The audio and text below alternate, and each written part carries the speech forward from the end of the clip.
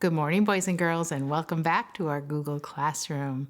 Today I'm going to start by giving you 2 clues to this week's focus letter. The first clue is it's an animal that is covered with stripes like this. And if you don't know the letter yet, listen for the second clue. The second clue, it begins with a number word. Do you know what letter it is? Of course, it's letter Z. Z, that makes the Z sound.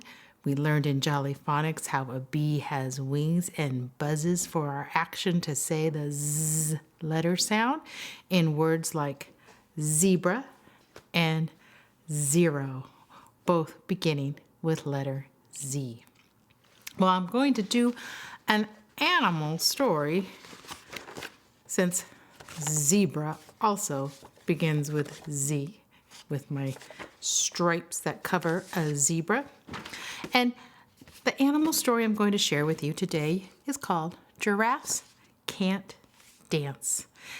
It's a story about a lot of different animals. There will be a zebra in it as well, and a giraffe having a hard time learning to dance. Maybe you can relate to think of something that was hard for you to learn to do as giraffe learns about how to dance. The author is Giles Andre and Guy Parker Reese. The illustrator is Guy Parker Reese. Here's our title page. And the story begins. Gerald was a tall giraffe whose neck was long and slim, but his knees were awfully crooked and his legs were rather thin. Ooh, listen up for all the good rhymes you'll hear in this story too. He was very good at standing still and munching shoots off trees, but when he tried to run around, he buckled at the knees.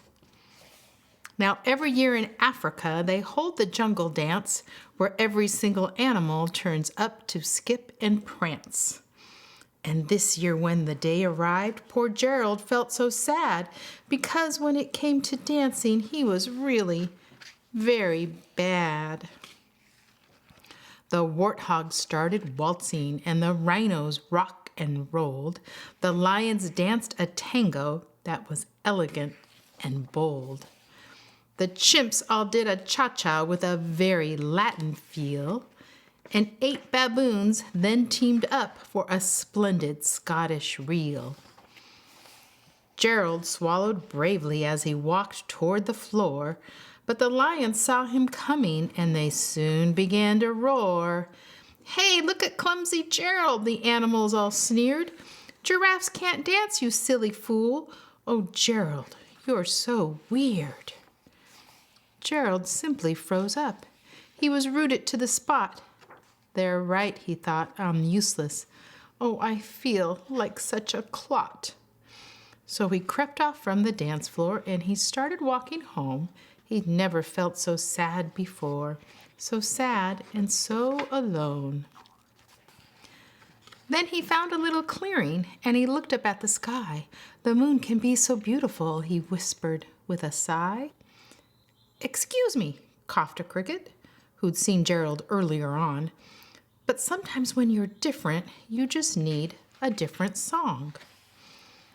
Listen to the swaying grass and listen to the trees. To me, the sweetest music is those branches in the breeze. So imagine that the lovely moon is playing just for you. Everything makes music if you really want it to. With that, the cricket smiled and picked up his violin. Then Gerald felt his body do the most amazing thing. His hooves had started shuffling, making circles on the ground. His neck was gently swaying and his tail was swishing round. He threw his arms out sideways and he swung them everywhere. Then he did a backward somersault and leapt up in the air. Gerald felt so wonderful. His mouth was open wide. "I am dancing. Yes, I'm dancing. I am dancing," Gerald cried. Then one by one, each animal who'd been there at the dance arrived while Gerald boogied on and watched him quite entranced. They shouted, "It's a miracle! We must be in a dream!